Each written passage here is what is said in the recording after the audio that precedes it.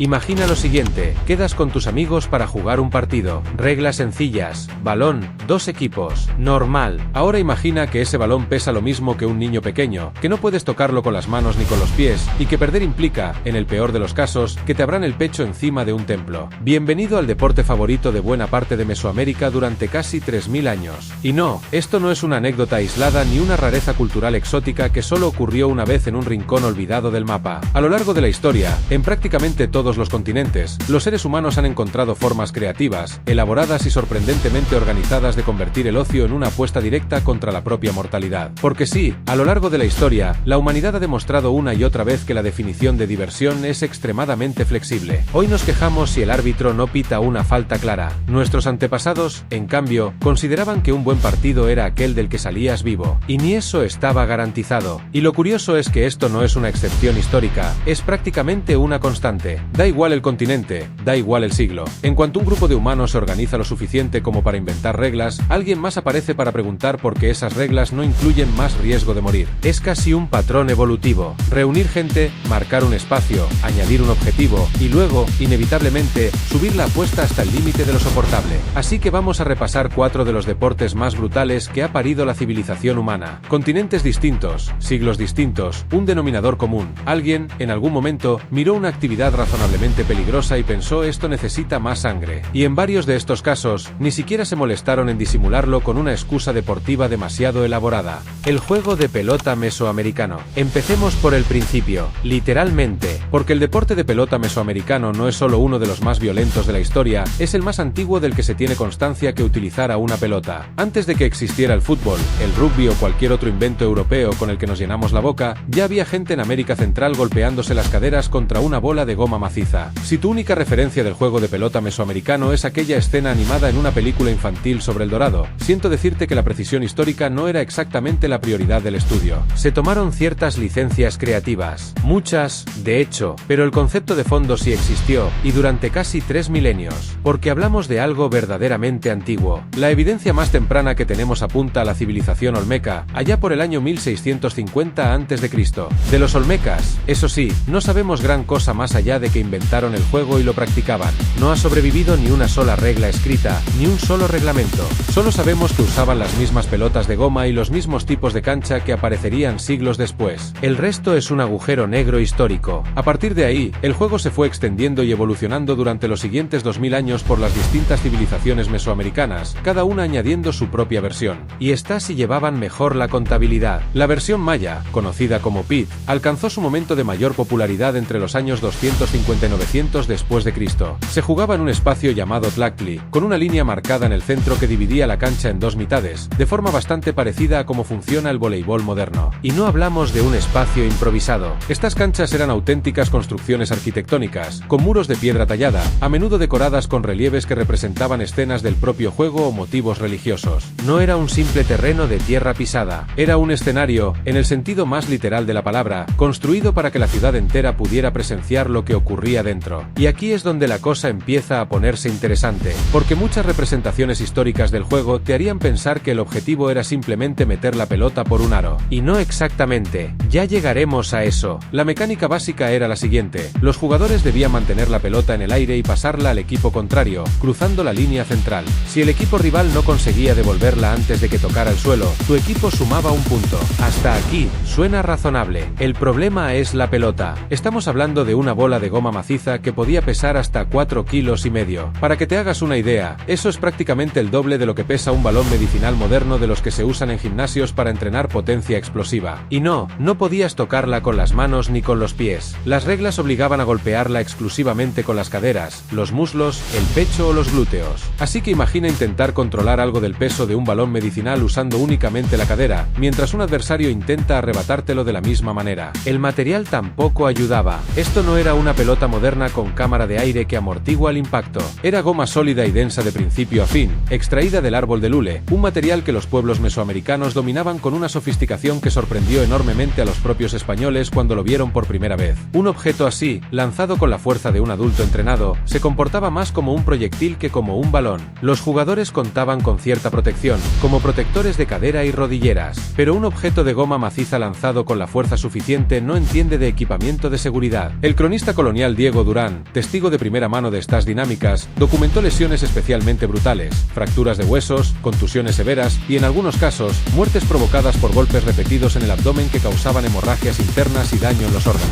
Porque además de la pelota, tenías que preocuparte de las paredes. La cancha estaba delimitada por muros de piedra sólida, y en el fragor del juego, esquivando a un rival y persiguiendo la pelota, estrellarte contra ellos era una posibilidad muy real. Ahora, sobre aquel aro que mencioné antes. Si un jugador conseguía meter la pelota por uno de esos aros de piedra decorados, su equipo ganaba automáticamente, sin importar el marcador que hubiera hasta ese momento. Pero era algo tremendamente difícil de lograr, dado el tamaño del aro y el hecho de que solo podías usar las caderas. Tan raro era, que quien lo conseguía quedaba grabado en la memoria colectiva durante años. Toda una vida de entrenamiento reducida a ser recordado como aquel tipo que una vez encestó. Pero el juego no era solo deporte. Existe abundante evidencia histórica de que civilizaciones como los mayas o los mexicas lo utilizaban también con fines políticos. Se conoce, por ejemplo, el caso del emperador azteca Ahuizotl, que llegó a apostar sus propias riquezas contra las tierras de cultivo de un emperador rival. Y perdió, porque claro, donde hay competición, hay apuestas. Los espectadores arriesgaban dinero, propiedades, pertenencias de todo tipo. No estamos hablando de apuestas casuales entre amigos con unas monedas de por medio, hablamos de personas dispuestas a arriesgar literalmente su patrimonio completo por el resultado de un partido. El juego de pelota no era solo entretenimiento,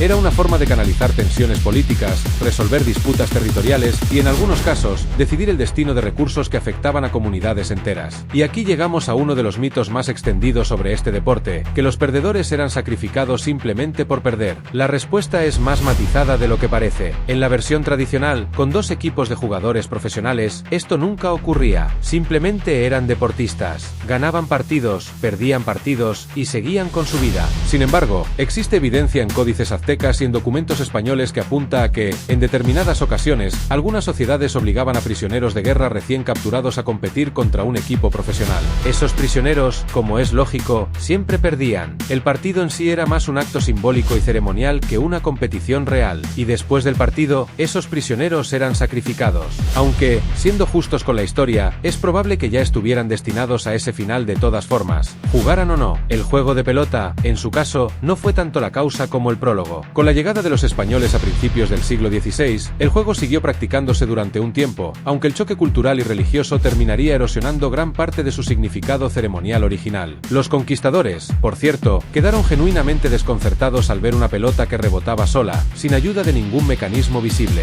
En la Europa de la época, nadie había visto todavía el comportamiento elástico de la goma natural. Aquello parecía casi magia. Lo que queda hoy es un deporte que sobrevivió casi 3000 años sin cambiar demasiado su premisa fundamental. Una pelota que podía matarte, una cancha diseñada para hacerte daño, y la posibilidad, siempre presente, de que perder significara mucho más que una simple derrota deportiva. Pocos inventos humanos aguantan 3 milenios sin apenas modificarse. Este lo hizo a base de caderas magulladas y algún que otro sacrificio de por medio. Del otro lado del Atlántico, siglos después, los europeos tenían sus propias ideas sobre cómo convertir un balón en un arma. No tenían pelotas de goma maciza ni templos con aros de piedra, pero tenían algo igual de efectivo: campos abiertos, multitudes enfurecidas y una tolerancia al dolor bastante generosa. Y ninguno lo llevó tan lejos como los italianos. Calcio Storico. Si alguna vez te has quejado de que el fútbol moderno es demasiado blando, con jugadores que se tiran al suelo por una brisa, tengo el remedio perfecto para ti. Se llama Calcio Storico, se traduce como fútbol histórico, y su definición más honesta sería algo así como rugby mezclado con fútbol y boxeo sin guantes. Todo a la vez, en el mismo campo. El origen del Calcio Storico se remonta, según los cronistas, al antiguo deporte romano del arpastum, un juego de golpear una pelota que a su vez tomaba influencia del peninda griego. Pero la versión que nos interesa, la italiana, empieza a documentarse a finales del siglo XV, como un enfrentamiento callejero caótico y completamente sin regular en las calles de Florencia. Esta primera versión guardaba mucho parecido con el llamado fútbol de multitudes medieval, en el que pueblos enteros de campesinos europeos se enfrentaban unos contra otros en una mezcla de barro y violencia por conseguir un balón. El calcio, sin embargo, solía jugarse durante festivales y eventos comunitarios, donde florentinos de diferentes barrios se retaban entre ellos. Hay también una teoría alternativa que sugiere que el juego pudo utilizarse como entrenamiento de fuerza y agilidad para soldados jóvenes. Pero fuera cual fuera su origen exacto, la forma de jugarlo era la misma. Fue en 1580 cuando el deporte se formalizó de verdad, gracias a un noble florentino llamado Giovanni de Bardi,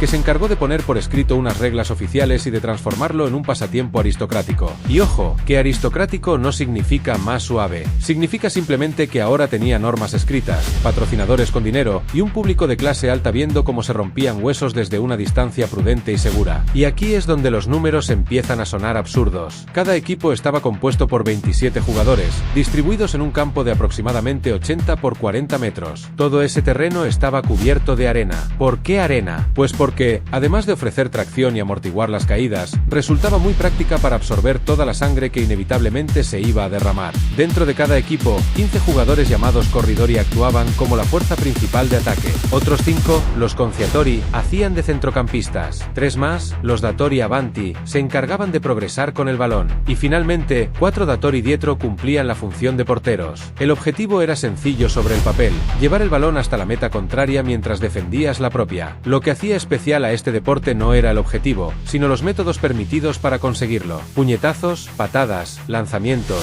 placajes, inmovilizaciones en el suelo. Todo era una jugada legítima. El balón podía llevarse en las manos, pasarse o patearse, sin ninguna restricción. Y como guinda final, no existían las sustituciones.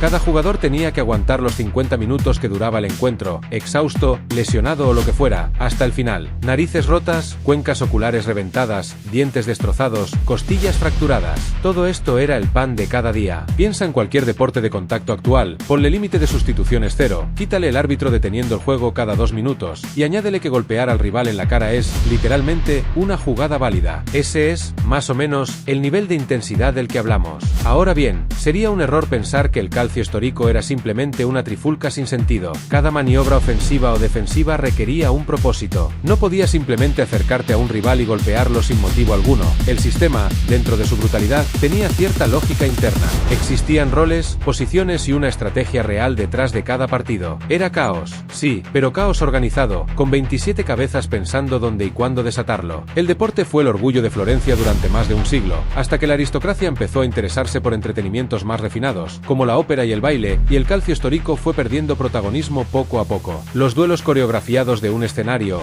resulta, generaban menos gastos médicos que los duelos reales de un campo de arena. Pero la historia no termina ahí. En 1930, en pleno auge del nacionalismo italiano y con un interés renovado por recuperar tradiciones históricas, el deporte fue revivido, y desde entonces se ha convertido en una tradición anual que se celebra cada junio en el corazón de Florencia, con las mismas reglas de hace 4 siglos, con la misma arena empapándose de sangre. Miles de turistas acuden cada año a presenciarlo, muchos de ellos sin saber muy bien en qué se están metiendo hasta que ven el primer puñetazo. Si Florencia decidió que la mejor manera de resolver diferencias era mediante un combate colectivo con reglas, en la Grecia antigua fueron todavía más directos. Se saltaron el intermediario del balón por completo. Ahí, directamente, quitaron casi todas las reglas y dejaron que dos cuerpos resolvieran sus diferencias sin nada de por medio. Pancration. El nombre lo dice todo. Pancration significa, aproximadamente, todo poder o el todopoderoso. Y no es una exageración publicitaria, es una descripción bastante fiel de lo que ocurría dentro del recinto. Estamos hablando de una disciplina de combate sin armas, cuerpo a cuerpo, prácticamente sin restricciones, que hizo su debut oficial en los Juegos Olímpicos griegos en el año 648 a.C.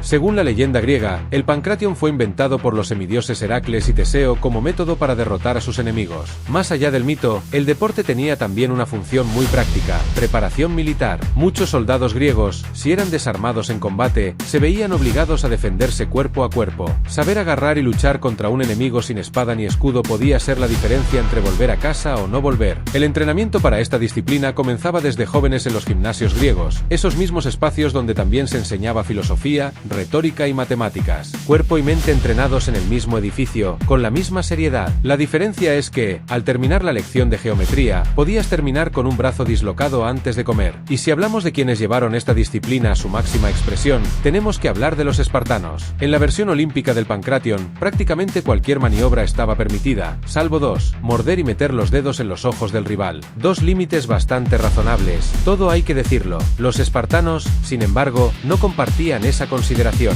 Su razonamiento era simple: en una situación de vida o muerte, harías lo que fuera necesario para sobrevivir, reglas o no reglas. El historiador griego Heródoto documentó con cierto asombro la habilidad de los espartanos para desarmar y someter a sus enemigos incluso estando ellos mismos sin armas. Ahora bien, el Pancration practicado como deporte, y no como técnica de supervivencia en el campo de batalla, era otra cosa. Se parecía bastante a lo que hoy conocemos como artes marciales mixtas, aunque con algunas diferencias notables. Para empezar, no existían las categorías de peso, así que un competidor de baja estatura podía perfectamente terminar enfrentado a alguien con la complexión de una estatua griega. Tampoco había límite de tiempo. Los combates continuaban hasta que uno de los dos se rendía formalmente o directamente moría. Había árbitros presentes, eso sí, vigilando que se respetaran las pocas reglas existentes y portando una vara con la que castigaban a quien se pasara de la raya. Su función, sin embargo, era más simbólica que efectiva. Cuando dos hombres están enzarzados en una llave de sumisión con la intención genuina de romperle algo al otro, un golpe de vara en la espalda difícilmente cambia el desenlace. Dentro de esos límites tan generosos, los competidores solían terminar con dedos rotos, tobillos dislocados, tendones desgarrados, codos forzados más allá de su rango natural y rodillas comprometidas. Y, como dato adicional que probablemente no necesitabas, los participantes competían completamente desnudos, siguiendo la tradición olímpica de celebrar la forma humana, lo cual añade una capa extra de riesgo cuando mencionamos que la torsión testicular era, oficialmente, una maniobra legal. Con estas condiciones, no sorprende que existan numerosos casos documentados de participantes que perdieron la vida directamente en la arena. El más famoso de todos es el de Arrikyon. Arrikyon no era un principiante buscando su primer momento de gloria. Ya había ganado el título olímpico de Pancration en 2 ocasiones anteriores, consolidándose como uno de los luchadores más respetados de su generación. Iba a por su tercera corona consecutiva, en el año 564 a.C., algo que muy pocos atletas conseguían en toda su carrera. Era, básicamente, la leyenda viva del deporte presentándose una vez más ante su público para confirmar por qué lo era. Pero ese último combate no salió como esperaba. Tras un intercambio prolongado con su oponente, Arrikyon terminó atrapado en una llave de estrangulamiento que parecía imposible de romper. Sin capacidad de escapar, empezó a perder el flujo sanguíneo y a acercarse a la inconsciencia. Justo antes de desmayarse, sin embargo, encontró un último impulso desesperado.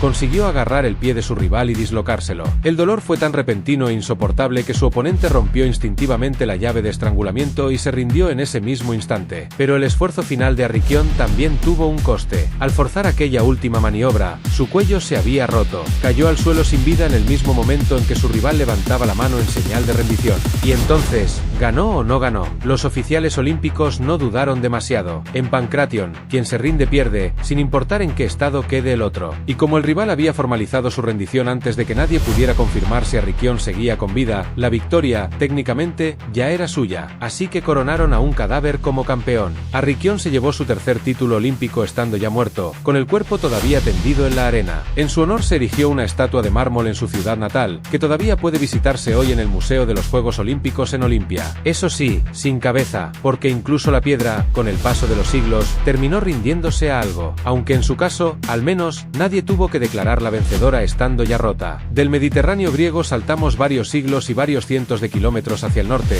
a los canales de Venecia, porque si los espartanos y los griegos convirtieron el combate cuerpo a cuerpo en un espectáculo con normas mínimas, los venecianos, siglos después, decidieron ir un paso más allá. En lugar de organizar un deporte a partir de un combate, cogieron una guerra real que ya existía en sus calles y decidieron llamarla deporte. Las guerras de los puentes de Venecia. Venecia, finales del siglo XIII. La ciudad de los canales llevaba ya generaciones lidiando con un problema muy particular: violencia de bandas entre dos facciones rivales. En el lado este de la ciudad estaban los Castellani, identificados por el color rojo. En el oeste, los Nicolotti, vestidos de negro. Ambos bandos estaban compuestos principalmente por trabajadores de oficios duros, constructores navales, pescadores, canteros, herreros. También se sumaban artesanos y comerciantes con menos que perder y más ganas de pelea. Los enfrentamientos entre ambos clanes eran constantes y se producían de forma completamente espontánea por las calles de la ciudad, provocando daños materiales considerables y arrastrando a menudo a transeúntes que no tenían absolutamente nada que ver con el conflicto. Imagina ir a comprar pan y terminar en medio de una batalla campal entre dos bandos que se odian desde hace generaciones. Esta rivalidad, además, no era un capricho pasajero, se transmitía de generación en generación, casi como una herencia familiar. Naciste en el barrio equivocado, o del lado equivocado del canal, y ya tenías bando asignado antes incluso de saber caminar. No hacía falta elegir, simplemente heredabas el color de la camiseta, por así decirlo, junto con el rencor correspondiente. Así que, cansadas de tanto destrozo urbano, las autoridades de la ciudad tomaron una decisión en 1421. En lugar de intentar eliminar la violencia entre facciones, algo que llevaba siglos siendo imposible, decidieron simplemente canalizarla. Literalmente, empujaron a ambos bandos a resolver sus disputas en los puentes de la ciudad. La lógica, dentro de lo retorcida que suena, tenía cierto sentido sentido práctico. Los puentes eran espacios abiertos, situados sobre el agua, lo que reducía drásticamente el riesgo de daños a la propiedad circundante. Y así nacieron las conocidas como guerras de los puentes de Venecia. Ahora bien, llamarlo deporte en sus primeras décadas sería generoso. Las primeras versiones de estas guerras de puentes eran, básicamente, guerras de verdad, enfrentamientos desorganizados, sin ningún tipo de regulación y extremadamente violentos, tal y como cabría esperar de una pelea callejera a gran escala. Los combatientes se armaban con lo que tuvieran a mano: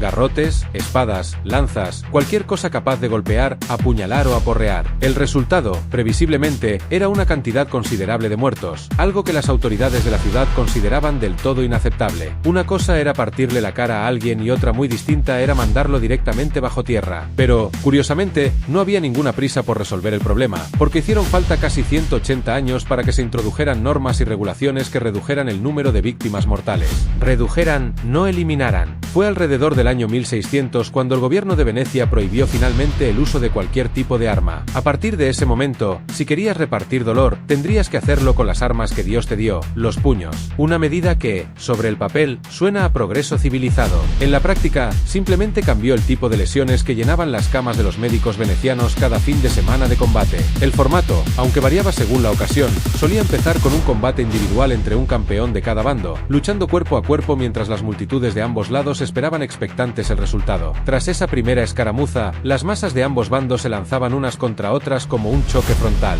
A partir de ahí, las reglas se reducían básicamente a una versión medieval de El Rey de la Colina: empujar y someter al bando contrario hasta forzarlo completamente fuera del puente. El combate terminaba cuando uno de los dos equipos había sido expulsado por completo. Como los puentes no contaban con barandillas ni protecciones laterales, era extremadamente habitual que los combatientes terminaran lanzados al agua. Y si seguías consciente después del chapuzón, lo educado era salir del canal lo antes posible y volver a la pelea. Tu equipo te necesitaba, al fin y al cabo. Rendirte no era muy bien visto en un enfrentamiento que llevaba siglos esperando. Y para quienes preferían no arriesgar el físico directamente, siempre quedaba la opción de los espectadores: lanzar tejas desde los edificios cercanos a la cabeza de cualquiera que estuviera abajo, sin correr ningún riesgo real. Cobardes con muy buena puntería, básicamente. Se estima que decenas de miles de personas acudían a presenciar estos enfrentamientos. En cuanto al tamaño de los equipos, no había un número fijo, eran tantos como cada bando pudiera reunir para la ocasión, lo que significaba que cientos o incluso miles de personas podían terminar involucradas en un único enfrentamiento sobre un mismo puente.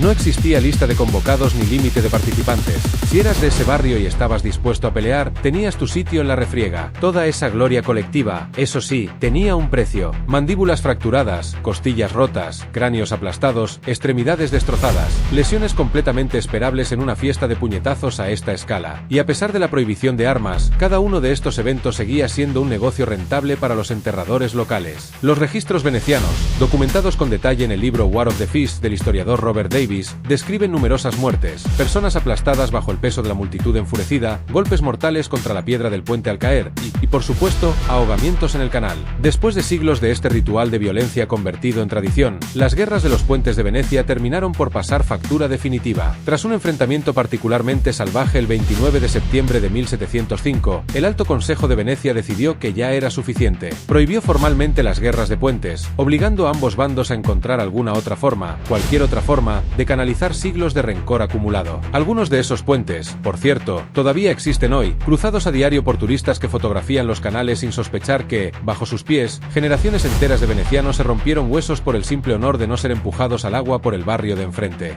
4 civilizaciones distintas, 4 continentes, prácticamente, 4 maneras completamente diferentes de llegar exactamente a la misma conclusión, que un poco de riesgo mortal siempre hace que un juego sea más interesante. Lo curioso es que ninguno de estos deportes nació de la nada. El juego de pelota mesoamericano tenía un profundo significado religioso y político. El calcio histórico surgió como orgullo de identidad florentina. El pancration se apoyaba en necesidades reales de combate militar. Y las guerras de los puentes de Venecia nacieron, irónicamente, como un intento de reducir la violencia urbana, no de aumentarla. Cada uno de estos pueblos, en su propio contexto, encontró una función social real para su nivel de violencia deportiva. No era gratuita, era identidad, era entrenamiento, era religión, era gobierno intentando controlar lo incontrolable. La brutalidad, vista con la distancia de los siglos, casi siempre tenía un propósito detrás, lo cual no la hacía menos brutal, solo un poco más comprensible. En todos los casos, la línea entre deporte, ritual y supervivencia era mucho más delgada de lo que hoy nos gustaría admitir. La violencia no era un efecto secundario indeseado, era, en mayor o menor medida, parte parte del atractivo. La gente no acudía a estos eventos a pesar del riesgo, acudía, en buena parte, por él. Así que la próxima vez que te quejes de que el árbitro no pitó una falta clara en tu deporte favorito, o de que el partido se fue a la prórroga y tu equipo terminó agotado, recuerda que en algún momento de la historia, perder un partido podía significar perder mucho más que 3 puntos. Podía significar perder un tobillo, una costilla, o directamente la vida, mientras la multitud seguía animando como si nada. Podría ser peor. Podrías estar jugando con una pelota de 4,5 kilos usando solo la cadera, sabiendo que el premio por ganar es una estatua, y el castigo por perder, en el peor de los casos, es mucho más definitivo.